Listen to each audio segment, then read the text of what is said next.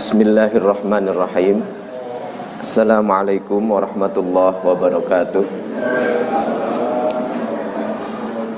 Alhamdulillah wassalatu wassalamu ala sayyidina Muhammad ibni Abdullah wa ala alihi wa ashabihi wa mawalah wa la hawla wa la quwwata illa billah. Para jamaah salat maghrib Masjid Al-Amin sepanjang jaya rahimakumullah, syukur pada Allah Subhanahu wa taala. Habis kita sholat maghrib, berdoa, sholat ba'diyah, lalu sambil menunggu pelaksanaan sholat isya, kita isi i'tikaf kita dengan membuka kitab Bulughul Maram. Mudah-mudahan yang kita lakukan diridhoi oleh Allah Subhanahu wa ta'ala. Ala hadhihi niyyah wa ala kulli niyatin salihah wa ila hadrati habibina wa syafi'ina sayyidina Muhammad wa ala jami'i al-ulama wal awliya, khususan ila sahibi hadzal kitab al-Imam Ibnu Hajar Al-Asqalani wasatidhihi wa usulihi wa furu'ihi, nafa'ana Allah bi'ulumihim. Syaulillahi lana wa lahumul Fatihah. A'udzu billahi minasyaitonir rajim. Bismillahirrahmanirrahim. Alhamdulillahi rabbil alamin arrahmanir rahim maliki yaumiddin. Iyyaka na'budu wa iyyaka nasta'in ihdinas siratal mustaqim siratal ladzina an'amta 'alaihim ghairil maghdubi 'alaihim waladhdallin. Amin. Baik, kita masih ternyata kemarin menyisakan 4 hadis terkait adab memasuki Baitul Khala, ya. Pada hadis ke-111, wa an Suraqah bin Malik radhiyallahu anhu qala 'allamana Rasulullah sallallahu alaihi wasallam fil khala an taq'uda 'alal yusra wa tansibal yumna, rawahul Baihaqi bisanadin dhaif. Ini dari Suraqah bin Malik. Nabiullah Muhammad sallallahu alaihi wasallam ngajari kami para sahabat dalam adab menggunakan toilet, ya, yaitu antaquda 'alal yusra, ketika engkau berkemih maupun berbuang hajat besar,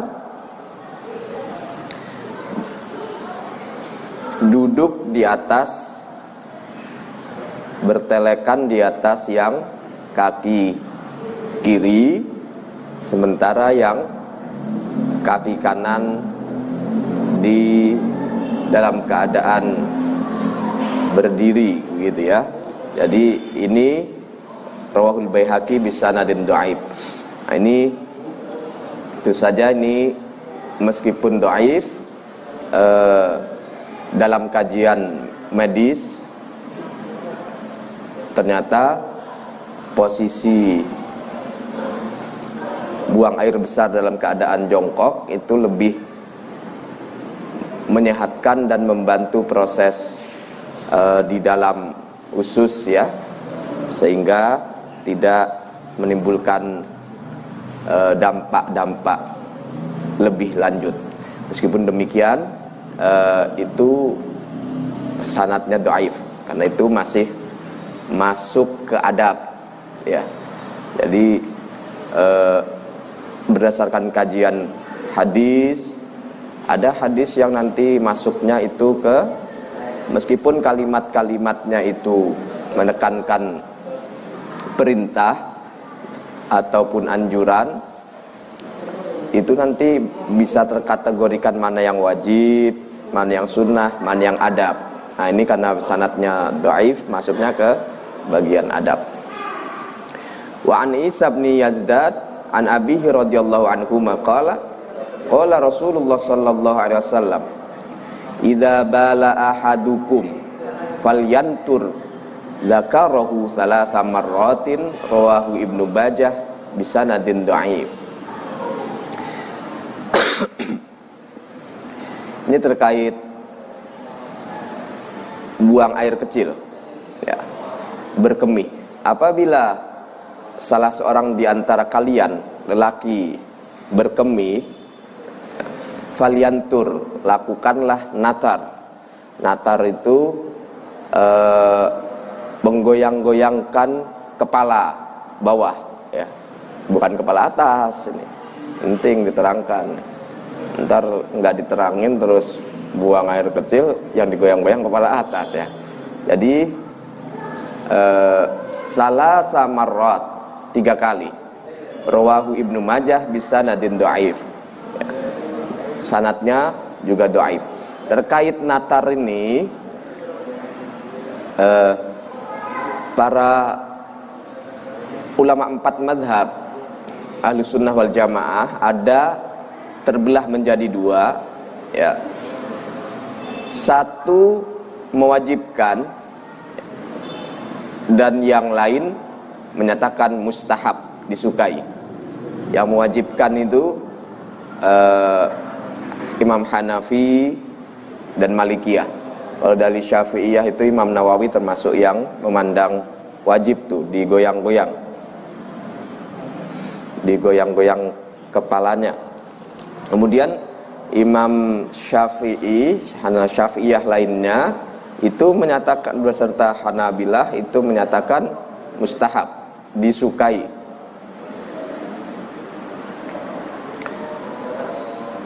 Nah, kalau yang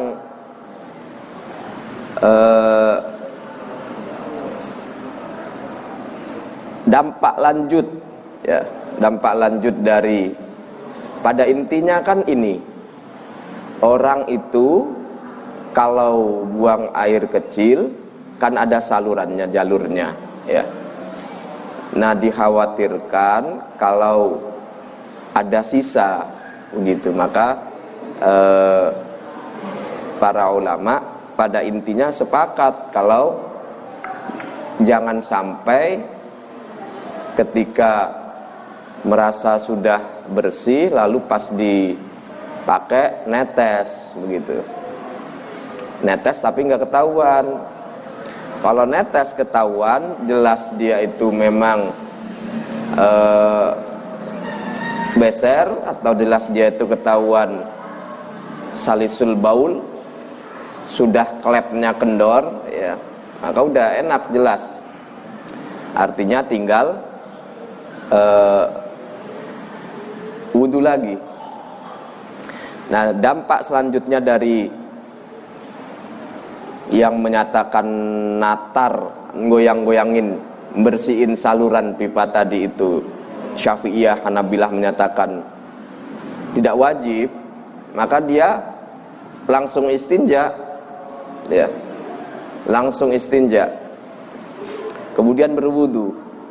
Nah, istinjanya sah, wudunya juga sempurna, karena mustahab. Istilahnya dia itu meskipun sudah di jalur keluar, ya, di pipa masing-masing nih, tapi selama belum keluar, ya dia tetap tidak dihukumi najis, ya. Kalau dihukumi najis lah setiap orang juga bawa, ya, di kandung kemihnya semuanya membawa, maka menjadi najis ketika keluar. Maka istinjanya sah, wudunya juga sempurna. Tapi kalau yang menyatakan wajib, harus digoyang-goyang tuh, ya, itu menyatakan tetap istinjanya rusak. Habis istinja terus dia wudu, ya batal wudunya, karena masih ada perbuatan yang tidak dilakukan, yaitu natar. Kemudian ada terkait dengan membersihkan jalur pembuangan tadi itu juga. Kebanyakan para jumhur ulama itu menyatakan kalau mau dilakukan, dengan perbedaan tadi, ada yang menyatakan wajib, ada yang menyatakan mustahab, disukai ya, itu pelaksanaannya adalah menggunakan 2 jari dan sunnahnya kiri ya, tidak menggunakan yang kanan. Secara umum menggunakan 2 jari, namun Syafi'i lebih jelas lagi, 2 jari yang dimaksud adalah jempol dan telunjuknya ya. Sementara Hambali itu jempol dan tengahnya ya, yaitu untuk menggoyang atau mengurut ya, dari mulai pangkal ke arah kepala.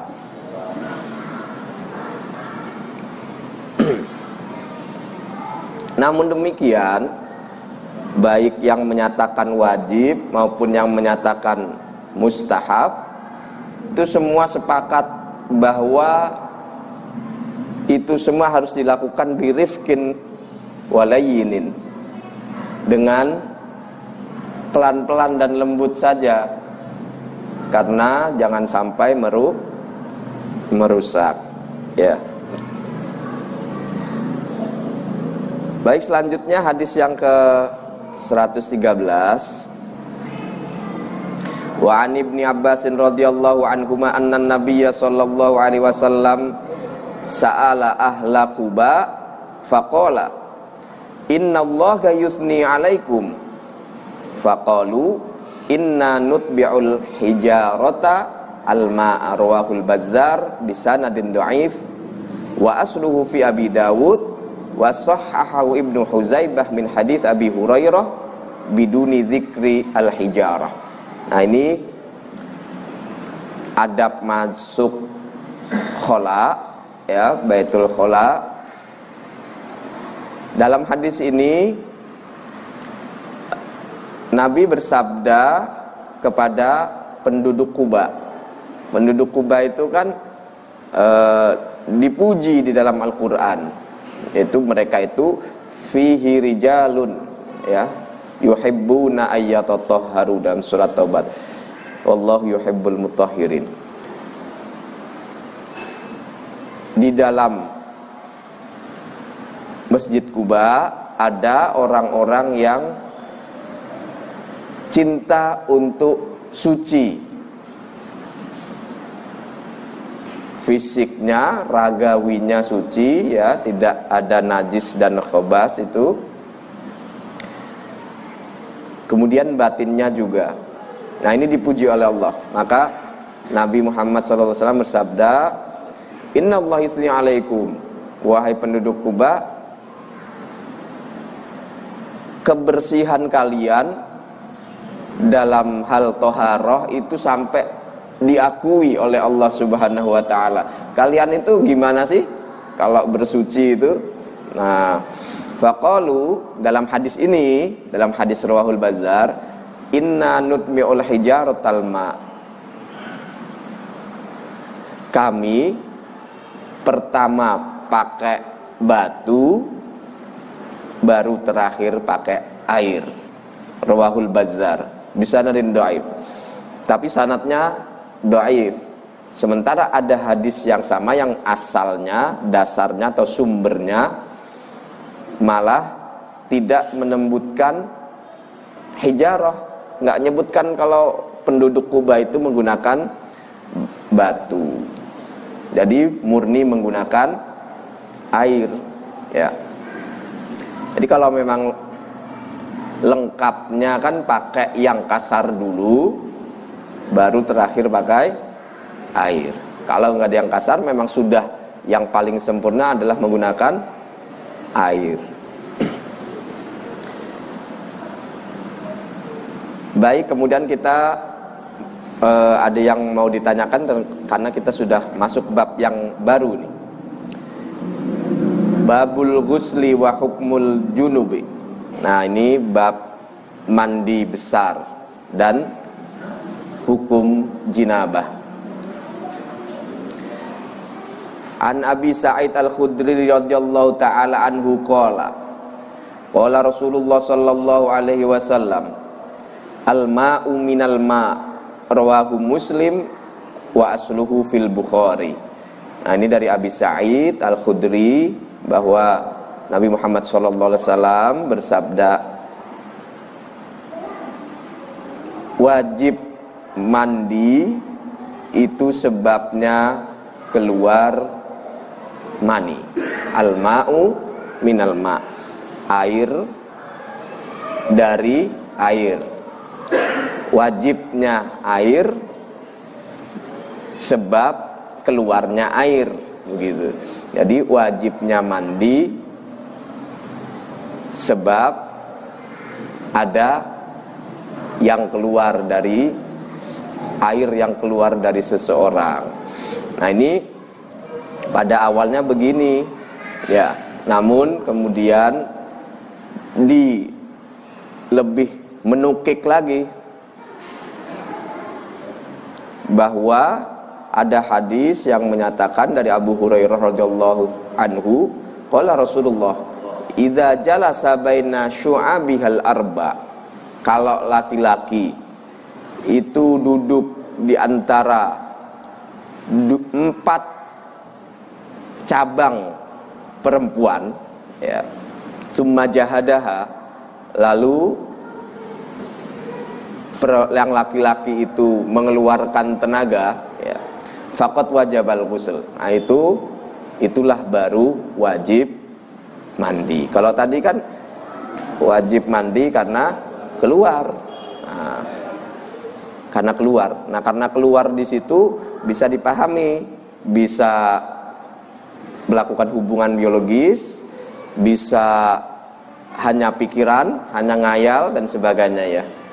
Nah, masih terlalu umum. Karena itu sebagian ulama menyatakan ini mansukh ya. Mansukh dengan hadis yang terakhir belakang, bahwa yang mewajibkan mandi itu dalam hal hubungan suami istri sebab adanya iltiqaul khitanaini, pertemuan 2 alat kelamin. 2 alat kelamin pun kalau secara detilnya ada lebih pembahasan lebih detail lagi. Ada yang bihailin, pakai penghalang atau enggak. Nah, para ulama harus membahas ini penghalangnya ini apa, menggunakan pelapis itu atau tidak. Ya. Jadi di sini paling awal adalah mandi itu dalam mazhab Syafi'i karena adanya hubungan biologis ya, walau min ghairi nuzulin, meskipun enggak sampai keluar, sentuhan saja tuh ya. Beda dengan definisi zina. Definisi zina itu kepala sampai masuk, pahami ya.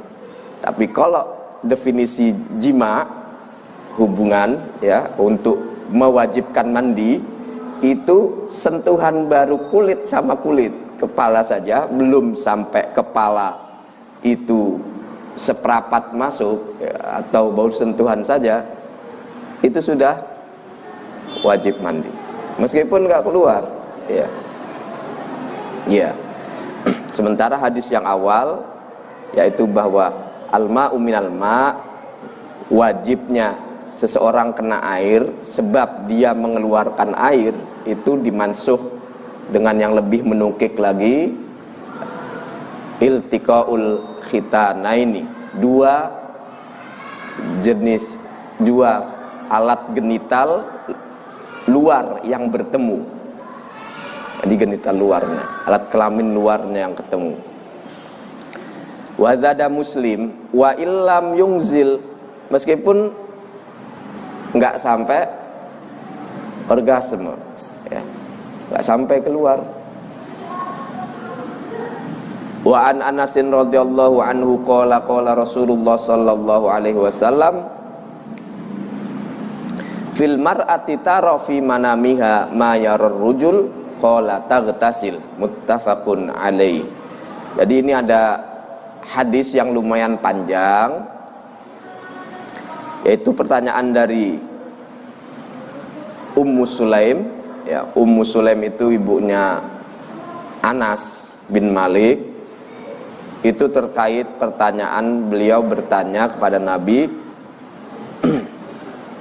apakah seorang perempuan diwajibkan mandi ketika mengalami mimpi basah, gitu. Qala taghtasil, Nabi Muhammad menyatakan iya, mandi. Zada Muslim, dalam hadis riwayat Muslim, faqalat Ummu Salamah wa hal yakunu hadza, qala na'am, fa min aina yakunu syibah. Lalu ditanya oleh Ummu Salamah, ya, emang perempuan juga ngeluarin, gitu ya, emang perempuan juga demikian? Lalu Nabi menjawab iya. Kemudian Nabi menjawab lagi dalam hadis yang lain bahwa an-nisa syaqaiqur rijal, bahwa perempuan itu dalam hal yang karakter alamiah juga mirip dengan laki-laki, meskipun ada perbedaan mungkin pada warna dan kualitas, tapi secara umumnya sama.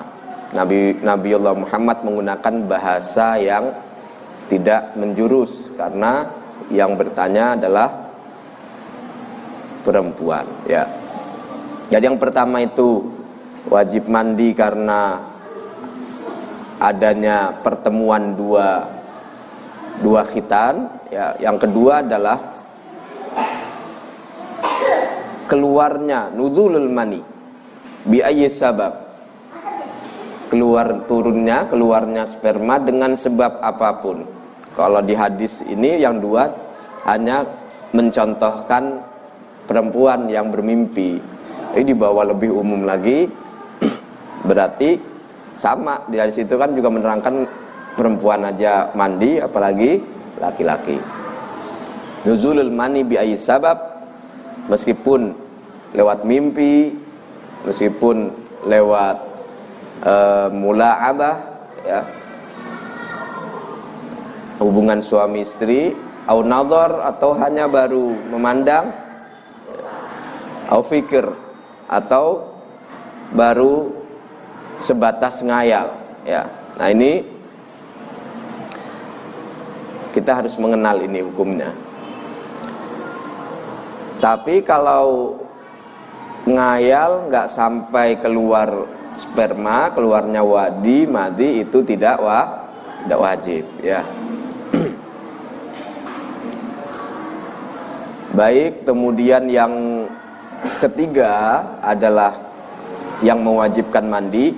Wa an Aisyah radhiyallahu anha qalat, kana Rasulullah sallallahu alaihi wasallam yaghtasilu min arba'.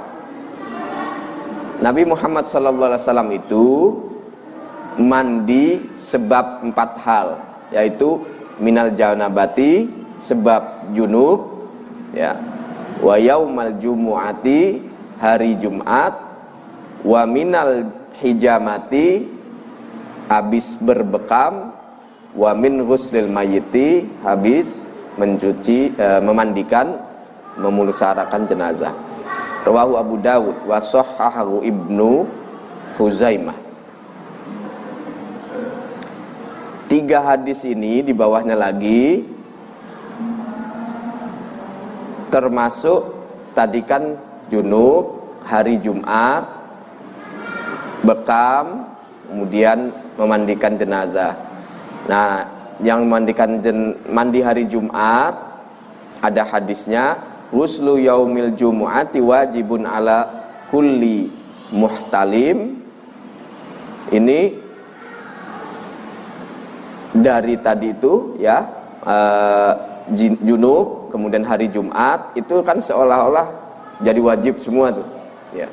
Namun jumhur ulama dari 4 itu yang wajib cuman junub. Hari Jumat jumhur nih pendapat terbanyak hari Jumat itu sunnah jatuhnya atau sunnah muakkad ya, seperti di hadis lain dinyatakan al-ghuslu yaumal jumu'ati wajibun ala kulli muhtalim. Mandi pada hari Jumat itu wajib setiap orang yang sudah akil baligh, wa ayyastanna, dan hendaknya dia bersiwak, wa ayyamassatiban in wajad, kalau bisa pakai parfum ya. Nah ini satu mandi, satu siwak, satu parfum. Nah ini jejernya ya, bersejenis, maka menunjukkan bahwa mandi itu tidak sampai wajib yang kalau ditinggal rusak. Ini mandi hari Jumat, kecuali memang kebetulan junub pada hari Jumat. Demikian pula hijamah dan ghuslil mayyit. Kemudian yang hadis 121,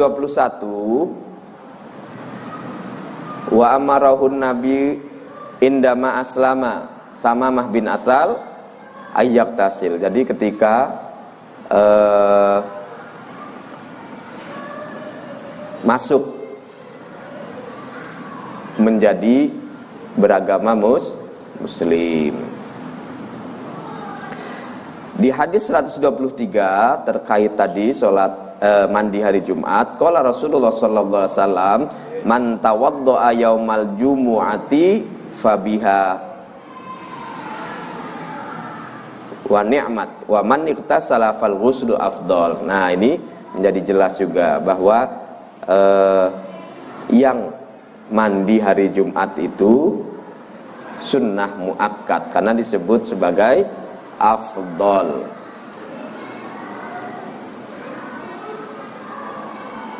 Wa an Ali radhiyallahu anhu qala kana Rasulullah sallallahu alaihi wasallam yuqri'unal Qur'an ma lam yakun junuban. Nah, ini kemarin sudah pernah kita bahas lebih jauh ya. Cuman ini hanya mengulangi sedikit bahwa Nabi Muhammad sallallahu alaihi wasallam kalau membacakan Quran kepada para sahabat itu dalam keadaan tidak junub ya. Jadi kemarin sudah agak panjang lebar kita bahas, intinya kalau Syafi'iyah itu selama dia itu tibanya waktu-waktu zikir, meskipun itu ayat Quran, selama niatnya zikir maka boleh dibacakan. Seperti umpama ayat Quran alhamdulillahirabbil alamin, ayat Quran, begitu dia habis makan enak alhamdulillahirabbil alamin, meskipun lagi junub, meskipun lagi haid, dia bukan sedang baca Quran, niatnya zikir memuji Allah Subhanahu wa taala. Meskipun itu potongan ayat Quran ya.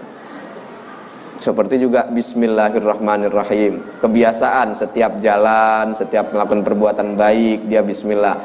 Enggak punya wudu, lagi junub, lagi haid, nifas, melakukan itu boleh asal diniati bukan membaca Quran. Niatnya zikir, yaitu memang doa. Ini perbuatan saya lakukan bismillah dengan menyebut nama Allah, minta barokah dari Allah, minta bimbingan gitu.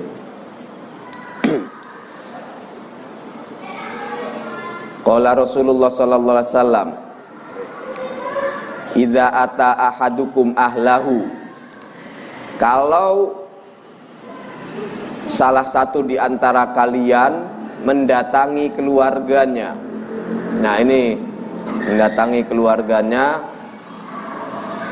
summa aroda ayyauda falyatawaddo bainahuma wudu'an. Kemudian ia ingin kembali, maka hendaknya diselingi dengan wudu.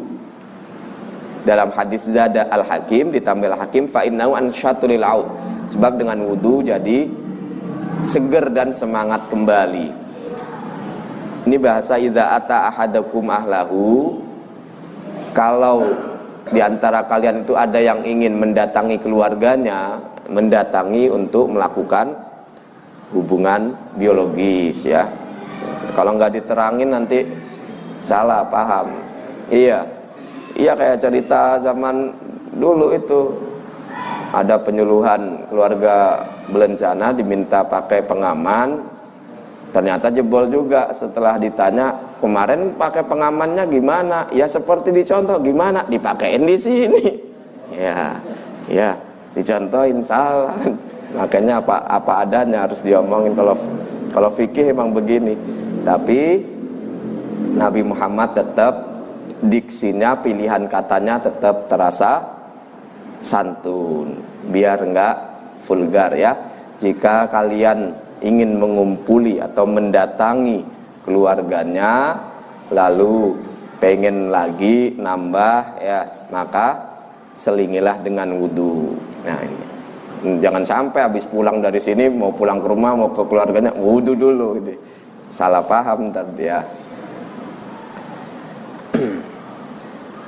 Di hadis 127, karena Rasulullah sallallahu alaihi wasallam yanam wa huwa junub min ghairi ayyamas sama.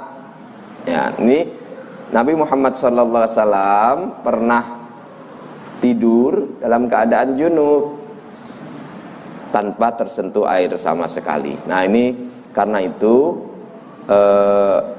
afdolnya, sunnahnya tidak tidur dalam keadaan junub ya.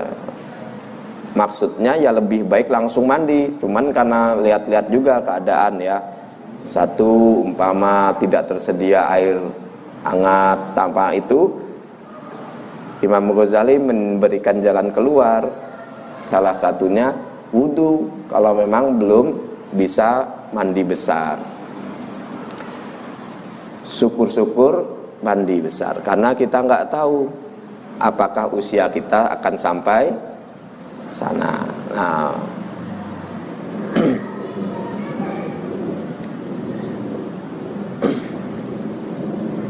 wa an Aisyah radhiyallahu anha qalat, kana Rasulullah sallallahu alaihi wasallam.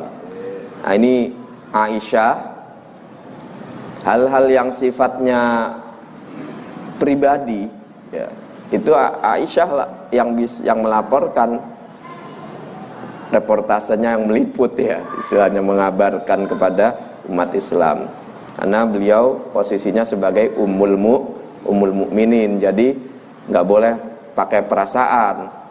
Jangan pandang saya sebagai perempuan ya, wahai sahabat, kalau ada yang mau nanya gitu. Saya malu nih, Aisyah mau nanya hal yang malu, nggak enak kita laki-laki. Jangan, tanya aja. Allah nggak malu dengan kebenaran. Saya ibu kalian gitu.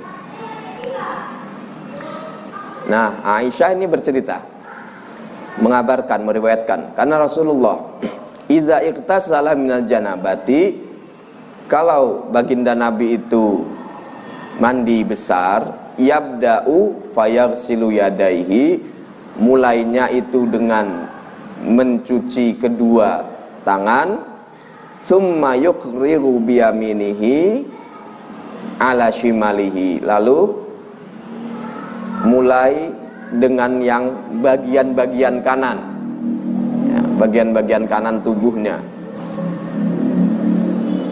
Fayaghsilu farjahu summa yatawadda ya. Lalu membersihkan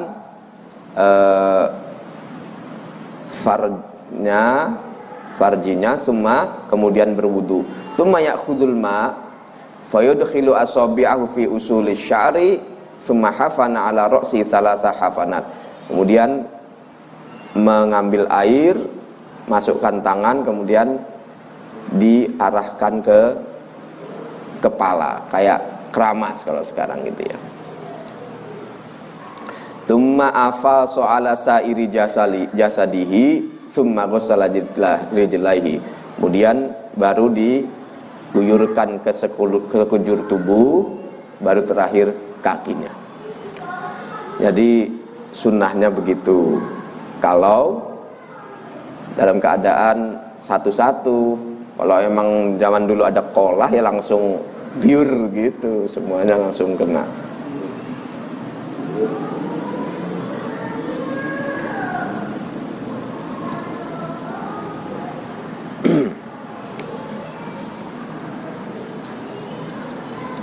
Kemudian pada hadis ke-131, tadi 2930 ini mirip-mirip. Ya Rasulullah, inni imra'atun asyaddu sya'ra ra'si afa anqufuduhu li ghuslil janabah wa fi riwayah wal haidah qala la inna ma yakfiki an tahsi ala ra'siki thalatha hasayat. Jadi rambutnya tebel, banyak gitu ya, gembel. Pas waktu mandi besar ya, yang perempuan itu apa harus basah semua begitu, bener-bener ini ya. Lah nggak harus begitu. Innama yakfiki, cukuplah seperti tadi yang laki-laki itu ya, dibasahin sampai ke sela-selanya semuanya. Tentunya ini juga melihat ketersediaan air, kemudian juga dilihat posisi tubuh sehat atau enggaknya gitu ya. Kemudian ada luka atau tidak ya di bagian tubuh. Sebab dalam hadis yang lain kan ada seorang sahabat itu mimpi mungkin itu ya, lalu mendekati waktu subuh di musim yang sangat menggigil, sementara di kepalanya ada luka. Lalu sahabat yang lain mengatakan wajib mandi junub. Lah mandi kena air nggak berapa lama langsung pulang dia. Lalu cerita itu sampai kepada sahabat, sampai kepada Nabi Muhammad, dilaporkan. Nabi Muhammad marah, kecewa banget. Enggak gitu, agama Islam itu mudah. Orang lagi sakit, ada borok, luka, infeksi apa-apa, bagian lain kena air, wakil bagian yang itu cukup diusap, tayamum, jangan kena air. Jadi memang ada bagian yang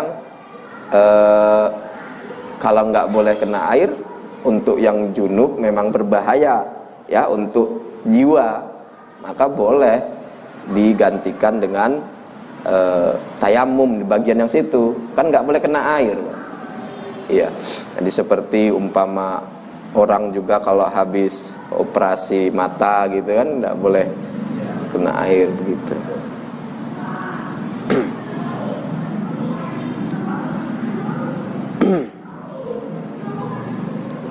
Wa ana Aisyah radhiyallahu anha qalat qala Rasulullah sallallahu alaihi wasallam inni la uhillul masjida li haidin wala junubin. Ya, ini rawahu Abu Dawud, hadis sahih menurut Ibnu Huzaimah. Ini sudah sangat ma'ruf ya, bahwa Nabi Muhammad SAW tidak menghalalkan ya adanya al-iqamah wal muks fil masjid ya, untuk diam menetap di dalam masjid bagi wanita yang haid, tidak juga bagi yang sedang junub. Amal murul awid dukhul li ahli hajah, maka dibolehkan ya. Adapun lewat, sekedar lewat berjalan itu dibolehin. Ya, apalagi zaman sekarang sudah semakin canggih perkembangan teknologi dalam menjaga tidak bocor dan tidak menetesnya darah haid. Nah, ini ya. Hadis ke-133, kuntu aghtasilu ana wa Rasulullah sallallahu alaihi wasallam min ina'in wahidin takhtalifu aidina fihi minal janabah. Jadi Nabi Muhammad sallallahu alaihi wasallam itu, para hadirin, pribadi yang lembut dan romantis. Jadi dalam hadis lain Nabi Muhammad sama Aisyah yang usianya masih muda senang bercanda. Dan romantis ini, dalam hadis ini mandi satu tempat yang sedikit ya, enggak sampai besar, fi ina'in wahidin. Nah itu pakai tangan di beresin gitu semuanya. Tentu saja juga ditimbang bahwa wilayah air di wilayah padang pasir kan sangat berharga. Nah, kalau kita di sini sungainya begitu banyak banjir cuman hidup air sedikit gitu ya, nggak seger rasanya. Sebaliknya juga pas kita di Indonesia biasa mandi cebar-cebur sampai Saudi pas umroh, pas haji cebar-cebur nangis pengelolanya, muasasahnya. Orang Indonesia boros amat airnya begitu. Orang Indonesia kenapa sih emang kayak ikan yang nggak bisa tanpa air, sehari mandi 3 kali. Makanya dikira air di sana sekaya di Indonesia ya.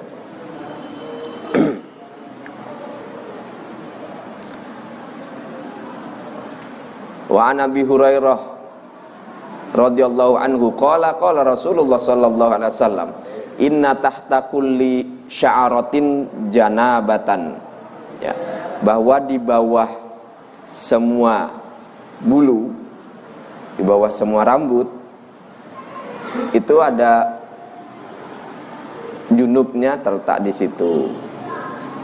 Fagsilus sya'r, maka basuhlah, ya, cucilah rambut, ya, bulu-bulu yang ada di sekujur tubuh. Nah ini menunjukkan bahwa kita benar-benar harus perhatian sekali. Nah ini para hadirin, alhamdulillah karena sudah sangat hafal, penting satu pertemuan sudah kita habiskan tentang jenabat, ya, mandi besar, al-ghusl. Ini juga makna lahiriahnya semacam itu. Makna batiniahnya terkait tentang kenapa disebut junub, ya, janabah itu artinya berjarak, di samping, menyamping. Jadi orang yang terkena junub itu sesungguhnya meskipun halal dengan suami istri, dia sedang dikuasai oleh nafsunya, maka dia harus mensucikan dirinya. Itu meskipun halal, maka sesungguhnya dia harus, untuk kembali berada di hadapan Allah, dia harus membersihkan, mensucikan dirinya dari ujung rambut sampai ujung kakinya. Karena itu disebut junub, yaitu menyamping, enggak lagi hadap-hadapan. Nah, karena itu kita jadi paham bahwa kenapa makna batinnya semacam itu, lalu ditatalah hal-hal luar yang harus kita lakukan. Mudah-mudahan kita secara fisik juga tetap suci, secara batin, secara hati juga sesuci luar kita, sebagaimana yang dicontohkan oleh Nabi besar Muhammad sallallahu alaihi wasallam.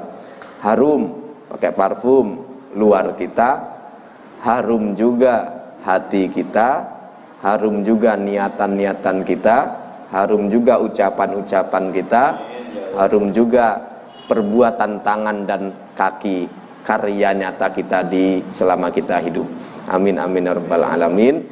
Liridhaillah wa li syafaati Rasulillah sallallahu alaihi wasallam. Al-Fatihah. Bismillahirrahmanirrahim. Alhamdulillahirabbil alamin. Ar-Rahmanir Rahim. Maliki yaumiddin. Iyyaka na'budu wa iyyaka nasta'in. Ihdinas siratal mustaqim. Siratal ladzina an'amta 'alaihim ghairil maghdubi 'alaihim waladdallin. Amin. Demikian, mudah-mudahan barokah, manfaat fid dini wad dunya wal akhirah. Wallahu muwaffiq ila aqwamit thoriq. Wassalamualaikum warahmatullahi wabarakatuh. Waalaikumsalam.